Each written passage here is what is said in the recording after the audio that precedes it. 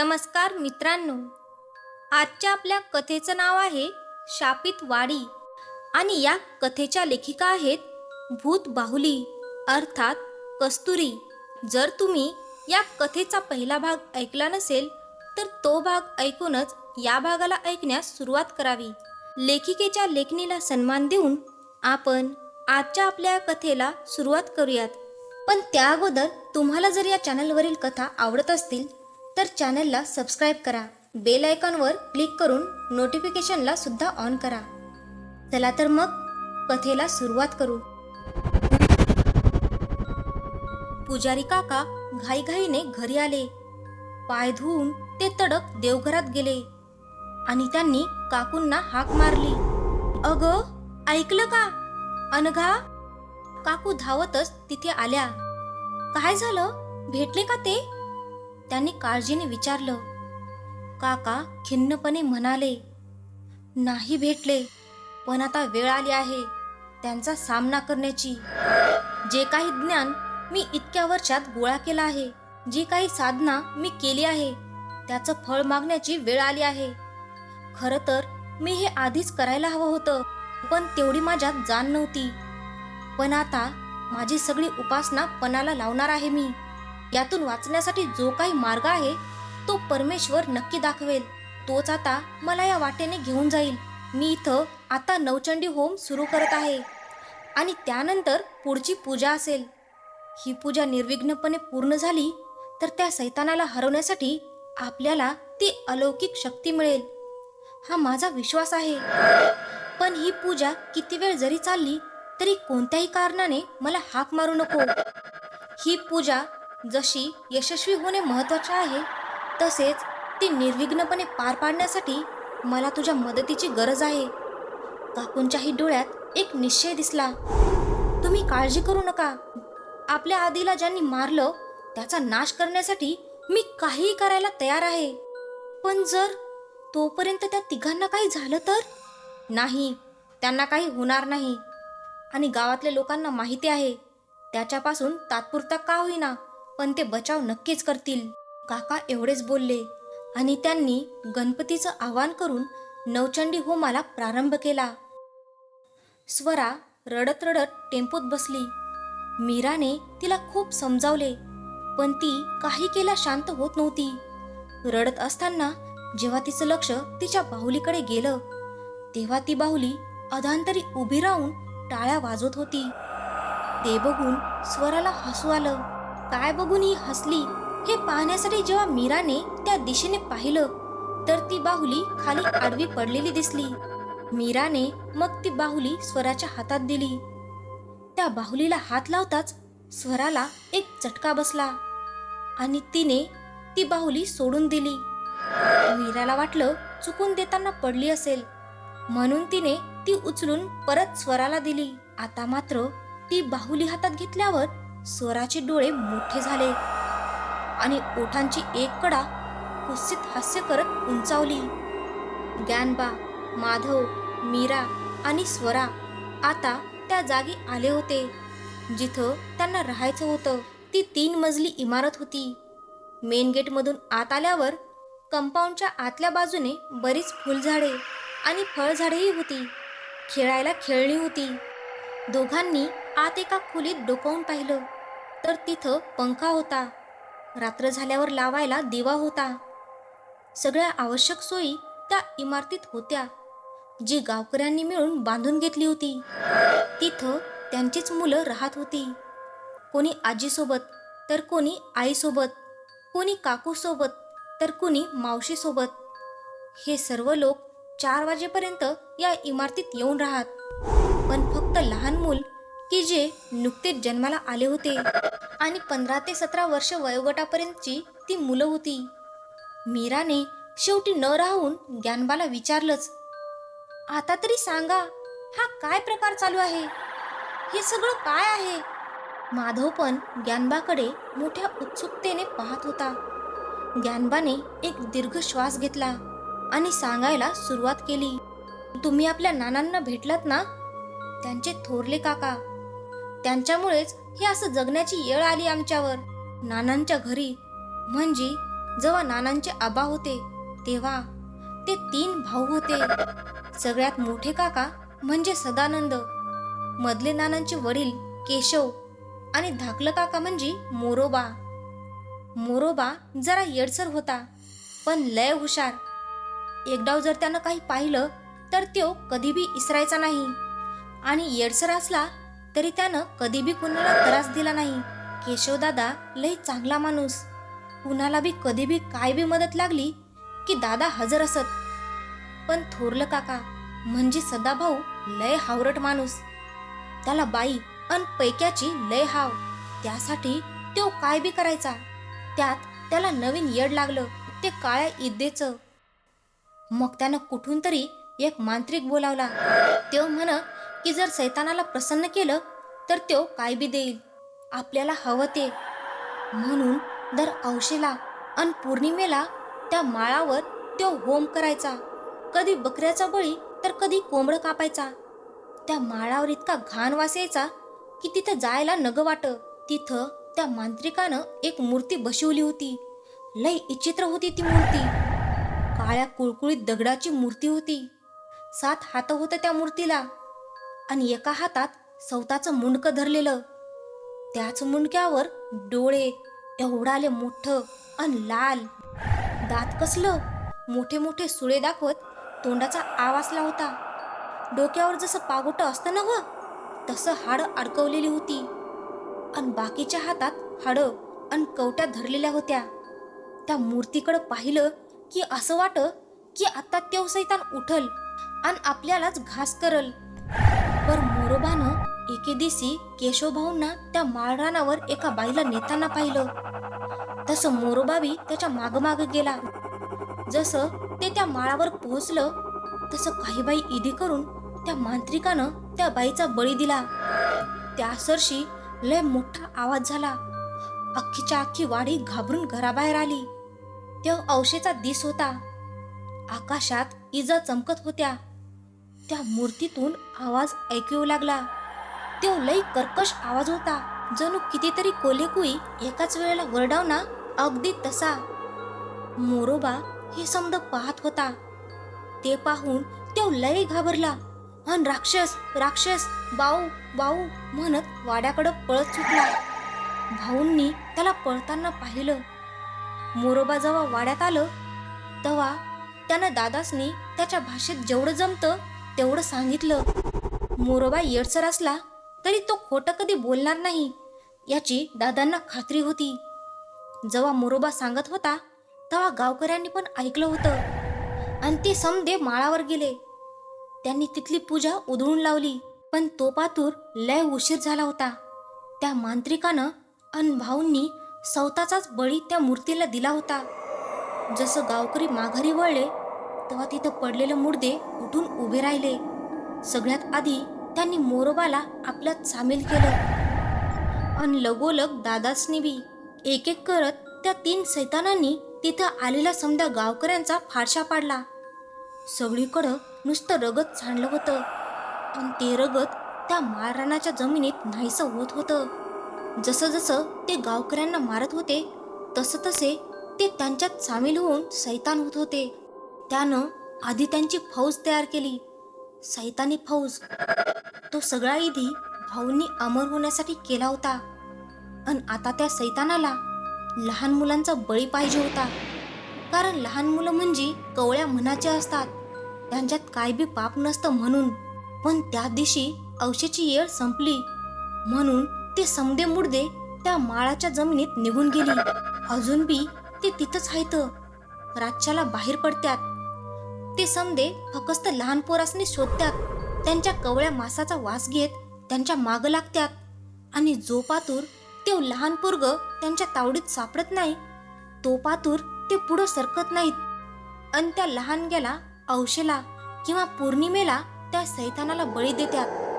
आणि जर त्यांच्यात कोण आडवा आलं तर त्याला त्या गावकऱ्यांसारखं आपल्यात सामावून घेत्यात. ज्ञानबा बोलत होता. एव्हाना दुपार झाली होती. मीरा आणि माधव दोघेही हे सगळं ऐकून थक्क होत होते. स्वरा स्वतःच्या नादात होती. इतक्यात नानांच्या आवाजाने सगळ्यांचे लक्ष गेटकडे गेले. सगळ्यांसाठी त्यांनी जेवणाचे डबे आणले होते. या दोघांच्या चेहऱ्यावरचे हावभाव बघून नाना काय समजायचं ते समजून गेले. आधी जेवण करून घ्या, मग बोलू काय ते, नाना म्हणाले. सगळ्यांनी कशीबशी जेवणं उरकली आणि माधवने सरळ नानांनाच विचारलं की या सगळ्यावर काही उपाय नाही केला का? उपाय? तो तर आमच्याकडे स्वतः चालत आला होता, पाठक गुरुजींच्या रूपात. पाठक गुरुजींचं नाव ऐकताच माधव पटकन म्हणाला, कोण? दत्तात्रय पाठक का? हो, पण तुम्हाला कसं माहीत? सरपंचांनी विचारलं. ते आमच्या आधीच्या गावात राहतात, मला तर अगदी त्यांचा मुलगा समजतात, माधवने सांगितले. अरे वा, हे गुरुजी म्हणजे प्रत्यक्ष देवदूत आहेत आमच्यासाठी. आम्ही कितीतरी वर्ष कशीबशी त्या सैतानापासून वाचवत काढली. रोज रात्री आम्ही सगळे गावकरी त्या गावातल्या देवीच्या मंदिरात राहायचो. मुलं बायका गाभाऱ्यात आणि आम्ही सगळे पुरुष मंडळी सभा मंडपात. हे असं आमचं जगणं होतं. ज्यावेळी हे सगळं गावात घडत होतं त्यावेळी कुठल्या तरी दुसऱ्या गावातून गुरुजी त्यांच्या बायको आणि मुलासोबत इथे राहायला आले. त्यांच्या गावात दुष्काळ पडला होता. पोटापाण्यासाठी त्यांनी तो गाव सोडला होता. या गावात आल्यावर त्यांना इथला प्रकार कळला. तेव्हा त्यांचा मुलगा साधारण 8 ते 9 वर्षांचा असेल, म्हणजे त्याच्याही जीवाला धोका होताच. पण गुरुजी नेहमी म्हणायचे की असं वेडवाकडं अंग घेऊन जगण्यात कसलं आले अमरत्व. मेल्यानंतरही जर इतरांच्या मनावर राज्य करता येत असेल तर ते खरं अमरत्व. मी माझे प्रयत्न नक्की करेन. त्यावेळी माझा मुलगा देखील 8 वर्षांचा होता. गुरुजींचा आदी आणि आमचा प्रसाद यांच्यात चांगली गट्टी जमली. दोघे चांगले मित्र झाले. पण एक दिवस खूप भयानक प्रकार घडला. प्रसाद आणि आदी दोघे खेळत असताना त्या माळावर गेले. तिथं माझा प्रसाद धडपडला आणि कोपरं फुटून त्यातलं रक्त जमिनीवर सांडलं. आदी अगदी वडिलांवर गेला होता. त्याने त्या जागी ते रक्त शोषलं गेल्याचं पाहिलं. तर त्याच ठिकाणी जिथे प्रसादचं रक्त सांडलं होतं तिथे त्याने स्वतःचं बोट जखमी करून आलेलं रक्त त्याच जागी टाकलं आणि धावतच दोघे घरी आले. गुरुजींना त्यांनी सगळं सांगितलं. तर त्या माणसाने सरळ मला माझ्या मुलाला घेऊन गावची वेस ओलांडायला सांगितली, तेही संध्याकाळ होण्याच्या आधी.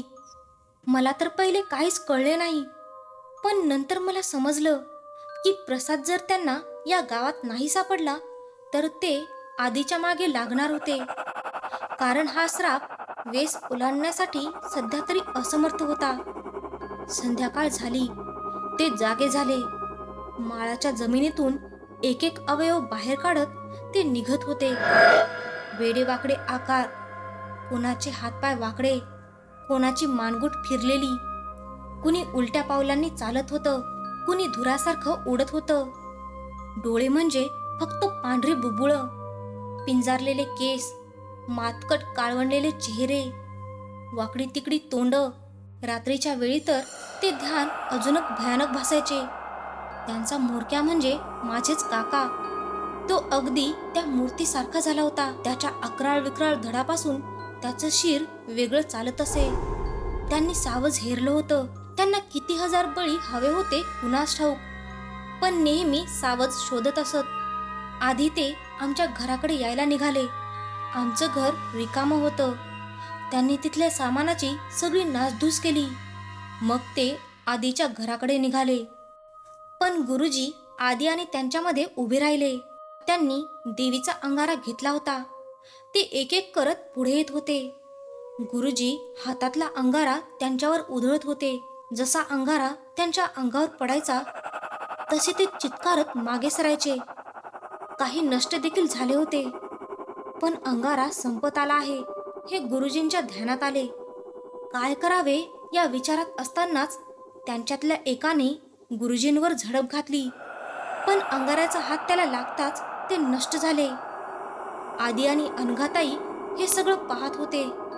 आपले वडील अडचणीत आहे हे पाहताच आदीने आईचा हात झटकला आणि तो धावत त्यांच्या जवळ जाऊन उभा राहिला. त्यांच्याशी लढायला गुरुजी एकटेच होते, पण तरी ते जीवाच्या आकांताने लढत होते. आदी आपल्या वडिलांच्या मदतीसाठी धावला खरा, पण त्या सैतानांनी आदीला उचलून घेतले. हे सगळं बघून अनघाताई बेशुद्ध पडल्या. गुरुजी हतबलपणे आपल्या जाणाऱ्या मुलाकडे बघत होते. ते देखील खूप जखमी झाले होते. त्या सैतानांनी इतर कशाशीच संबंध नसल्यासारखं आदीला उचलले आणि माळरानावर घेऊन गेले. आणि माळावर घेऊन नाना बोलता बोलता थांबले. त्यांना अश्रू अनावर झाले होते. मीरा आणि माधव भयचकित नजरेने त्यांच्याकडे पाहत होते.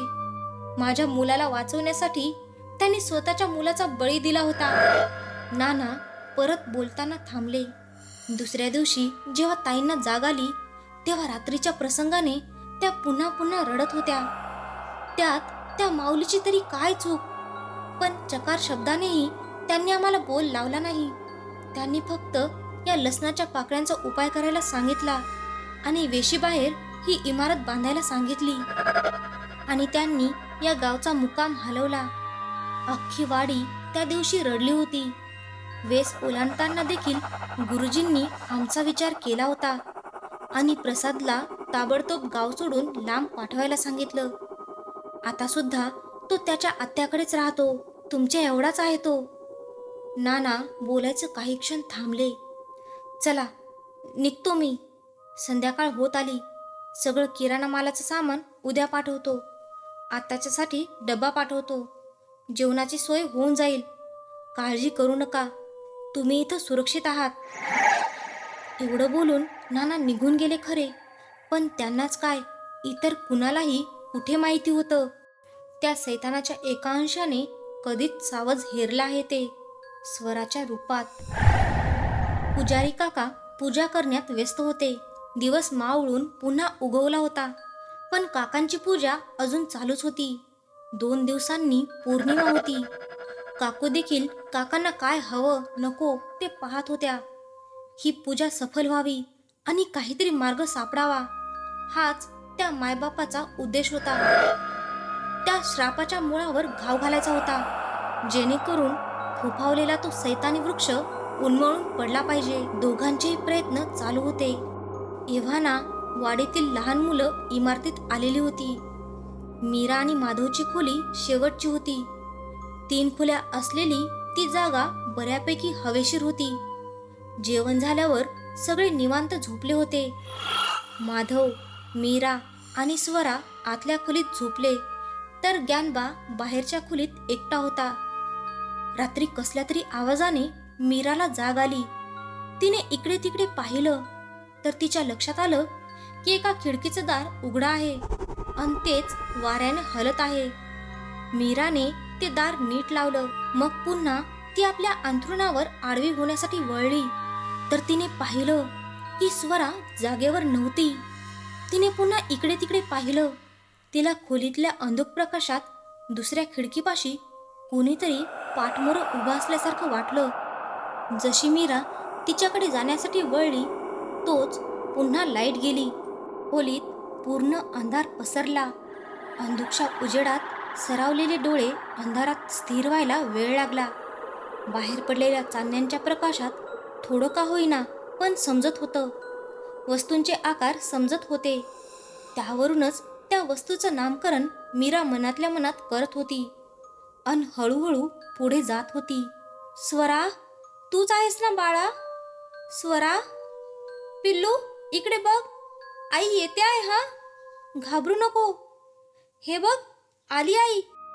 असं म्हणत जेव्हा मीरा अगदी तिच्या जवळ गेली, अजूनही जे कोणी तिथं उभं होतं त्याने मागे पाहिलं नव्हतं. जसं मीराने तिच्या खांद्यावर हात ठेवला, त्याच क्षणी तिने एकदम मागे बघितलं. तिच्या चेहऱ्यावर चंद्राचा प्रकाश पडला होता. ते दृश्य बघून मीराच्या तर पायाखालची जमीनच सरकली. तिला ओरडावंसं वाटत होतं, पण भीतीने तिचा आवाज बंद झाला. समोर स्वराच्याच उंचीची ती मुलगी होती, पण अवतार फार भयानक होता. केस पिंजारलेले, पूर्ण ताठ झालेले, तोंड पूर्ण काळं, डोळ्याच्या जागी नुसती पांढरी बुबुळं, आणि मीराकडे बघून जेव्हा किंचाळण्यासाठी तिने तोंड उघडले, ज्यात काळे कुळकुळीत दात होते आणि जीभ सापासारखी वळवळत होती. मीराकडे वळताना आधी तिने नुसती मान 180च्या कोनात वळवली होती, मग पूर्ण शरीर. ते सर्व दृश्य पाहून तिला जागीच गोठल्यासारखे झाले होते. मीराने भीतीने आपले डोळे बंद करून घेतले. मग 1 ते 2 क्षण गेल्यावर मीराने भीत भीत आपले डोळे उघडले तर दिवे सगळे पुन्हा चालूच होते आणि समोर स्वरा आई आई म्हणून हाक मारत रडत होती. मीरा पूर्ण घामाघूम झाली होती. तिने पटकन स्वराला गच्च मिठी मारली आणि दोघीही झोपायला गेल्या. थोडा वेळ मीराला झोप लागली नाही, पण मानसिक ताणामुळे तिचे डोळे आपसुकच मिटले. थोडा वेळ गेला असेल, तोच माधवला जाग आली. खोलीतल्या त्या अंधुक प्रकाशात त्याला स्वरा दार उघडण्याचा प्रयत्न करताना दिसली. तिच्या हातात तीच बाहुली होती. माधवला वाटलं की तिला तहान लागली असेल, पण खोलीतला पाण्याने भरलेला तांब्या तसाच होता. त्याने एकदा मीराकडे पाहिले. ती शांत झोपलेली होती. स्वरा, काही हवं आहे का बाळा? असं म्हणत माधव स्वराजवळ जाऊ लागला. त्याचा आवाज ऐकून स्वरा आहे त्याच स्थितीत थांबली, पाठमोरी. माधव गुडघ्यावर बसला आणि त्याने स्वराला आपल्याकडे वळवलं. स्वरा खाली बघत होती. काय पाहिजे बाळा? पाणी हवं आहे का? एवढ्या रात्री तू कुठे जाते आहेस? असं म्हणत त्याने स्वराच्या हनवटीला धरून तिचा चेहरा वर केला. तिचा चेहरा त्याच्या नजरेस पडताच माधव मागच्या मागे कोलमडून पडला, कारण त्याला स्वराच्या चेहऱ्याच्या जागी एक जख्ख म्हातारीचा चेहरा दिसला, जिचं नाक अगदी लांब आणि टोकदार होतं. तोंडात एकही दात नव्हता, फक्त तोंडातून ती जीभ काढून हलवत होती. डोळे लालबुंद पण बुबुळ नसलेली, केस पूर्ण पांढरे पडलेले आणि पिंजारलेले. माधवकडे बघून ती ही करत हसू लागली. ते पाहून माधवने डोळ्यावर हात आडवा धरला. जेव्हा त्याने हात बाजूला केला तर समोर कोणीच नव्हतं. त्याने घाबरून इकडे तिकडे पाहिलं, पण आजूबाजूला कोणीही नव्हतं. आणि स्वरा मीराच्या शेजारी तिची बाहुली जवळ घेऊन शांत झोपली होती. भीतीने माधवच्या घशाला कोरड पडली. तो पाण्याचा तांब्या गटागट प्याला. मग जरा वेळाने तो शांत झाला. तोच स्वरा रडत उठली. तिचा रडण्याचा आवाज ऐकून मीरा देखील जागी झाली. काय झालं बाळा? काय होते का? काही हवं आहे का? भूक लागली आहे का? दोघेही तिला काळजीने विचारू लागले. आई बाबा, बाऊ दुखतोय, खूप दुखतोय, असं म्हणत ती पुन्हा रडू लागली. तिचा आवाज ऐकून ग्यानबानं पण खोलीचं दार वाजवलं. माधवने पटकन मोठा दिवा लावला आणि दार उघडले. तेवढ्यात मीराचं लक्ष तिला जिथं लागलं होतं तिथं गेलं. ती जखम उघडी पडली होती आणि त्या जखमेतून रक्तासारखं काहीतरी वेगळंच वाहत होतं, काळसर हिरवट. ते देखील उलट्या दिशेने, म्हणजेच खालून वर जखमेच्या आत जात होतं. ती जखम त्या उपद्रवासाठी येण्या जाण्याचा मार्गच झाला होता जणू. ते जखमेत पूर्ण सामावल्यावर ती जखम पुन्हा पूर्ववत झाली. हे ग्यानबाने देखील पाहिले. ताईसाहेब, हे काहीतरी वेगळंच आहे असं वाटून राहिलं. ती जखम पूर्ववत झाल्यावर स्वरा काहीच घडलं नाही अशा आविर्भावात झोपून गेली. एव्हाना पहाटेचे 4 वाजले होते. कोणाला झोप लागत नव्हती. तिघेही स्वराच्या भोवताली बसून होते. इकडे माळावर मात्र सर्वत्र रात्रभर चिक्कार चालू होता, कारण त्यांच्या एका अंशाने त्यांचा बळी शोधला होता. कितीतरी वर्षात त्याला एकही बळी न मिळाल्याने त्याची शक्ती कमी होत चालली होती. ती आता परत मिळणार होती आणि त्याच्या अंशाने वेस ओलांडली होती. जर तिचा बळी त्यांना मिळाला तर आता ते कुठेही जाऊ शकणार होते. तो बळी दिल्यानंतर अख्खं गाव झपाटू शकणार होते आणि म्हणूनच त्यांचा जल्लोष चालला होता. त्यांचं ते वेडवाकडं अंग घेऊन तोंडाने विचित्र आवाज काढत ते नाचत होते. कोणी किंचाळत होतं, कोणी चिरकत होतं. त्यांचा आवाज वाडीत देखील येत होता. त्यांच्या आवाजाने वाडीतले सगळे लोक जीव मुठीत घेऊन बसले होते.